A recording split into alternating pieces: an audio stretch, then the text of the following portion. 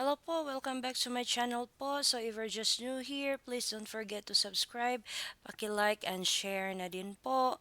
So mag-ingat po tayo, no? So kung may mga nagbebenta man sa atin ng mga sasakyan, lupa or bahay man, so tingnan po natin ng maigi, no, kung ito ba ay hindi peke.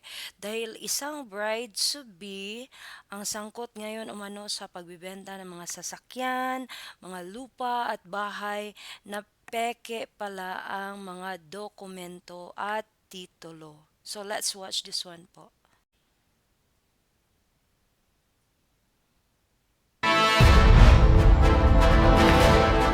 Isang bride-to-be sangkot sa milyong-milyong estafa case? Sa isang victims niya, no, more or less mga 5 million. Sa isang victim lang yon.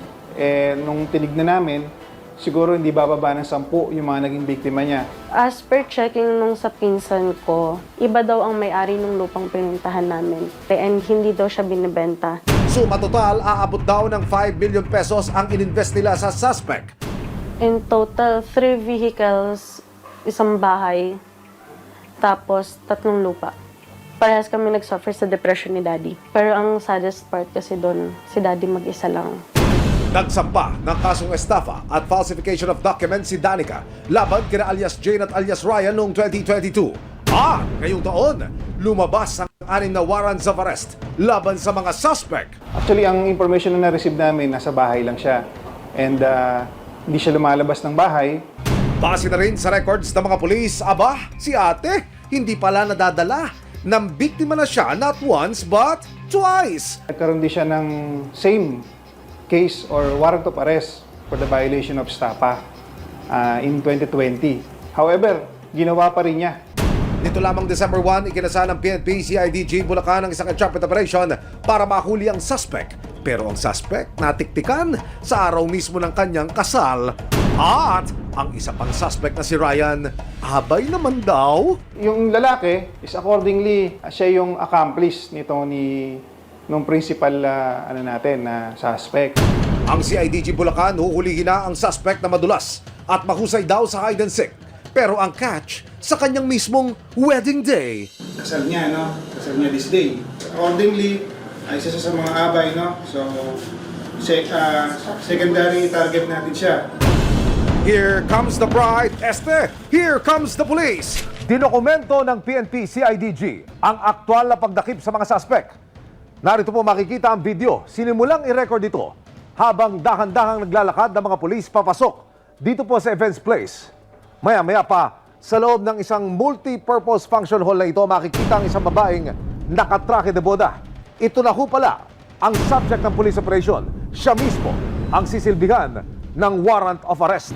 May way pa to para pwede ibang bayaran agad yung bill nito? Aayusin naman namin. Kasi huwag naman ngayon, please. Sa video mula sa CIDG, makikita ang pagmamakaawa ng pamilya ng suspect na kung pwede sana'y the kasal must go on. Nakikiusap po ako kahit after ng wedding aayusin ko. Hindi po ba pwedeng Teka lang. Nakikiusap naman kami, tapusin lang.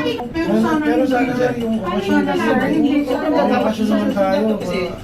Alam niyo pala, dapat bine-verify niyo lagi sa Hindi namin alam na meron. Pag nasabi sa korte, any time of the day and night, para kang pares yan, ma'am. Tulungan po ako, nakikiusap po. Nagsara po.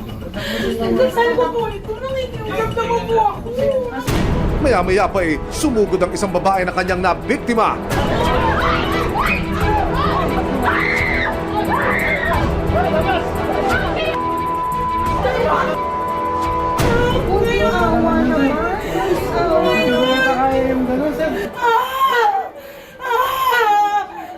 Baka naman patapusin na yung event. Mamula po kasi sa batas na pagka ganito may warrant of arrest, kailangan tapusin. Kailangan po ma-serve po yung warrant of arrest mo. Meron po kayong karapatan manahimik at magsiwalang kudwa naman po ang kanyang sabihin. Pwede pong gamitin pabor or laban natin niya sa anumang hukuman. Pero habang nagkakagulo na sa loob at labas, maya-maya pa isang lalaki naman ang dumating. Tumpak! Ito na nga ang isa pang subject. At si Kuya Ryan na surprise. Akala niya abay lang siya sa kasal, abay, to jail na pala. Ito ba? Ito ba, ate? Yes po. Siya, kasama siya. Yes po. Hinuhuli ka namin sa bisa ng warrant of arrest na inisyo ng MTC, Santa Maria, Bulacan, sa kasong Istapa. Meron kang karapatang maningin kahit magsuwalang kibuan. Opo, sir. Nang makapagbigis ay dinala na agad ng mga suspect sa CIDG Bulacan. Sinubukan namin silang kunan ng panig pero hindi na sila pumayag na humarap sa camera. Naharap sa patong-patong na kaso ng estafa at falsification of public documents ang dalawang suspect. Kasi meron siyang mga documents na pinapakita doon sa mga victims na falsified. Ibig sabihin, hindi legit yung mga pumirma doon. Pansamantalang nakalaya ang dalawang suspect nitong December 4. Nagbase sila nga doon sa charge na 4 counts of estafa and 2 falsified documents.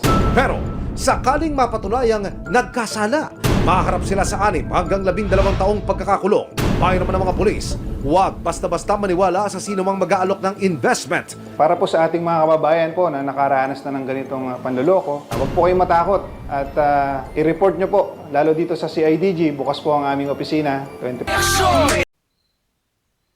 So, ayun nga po, no, mag-ingat po palagi, okay?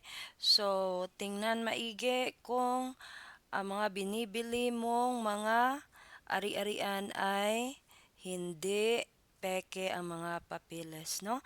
So, at saka yung mga nagsascam, please lang po, i-stop na ninyo yan para hindi po maabala sa inyong mga special days katulad po ng kasal. Okay, so magtatrabaho po kayo ng matino at marangal. So, yun lang po at saka maraming salamat po sa lahat.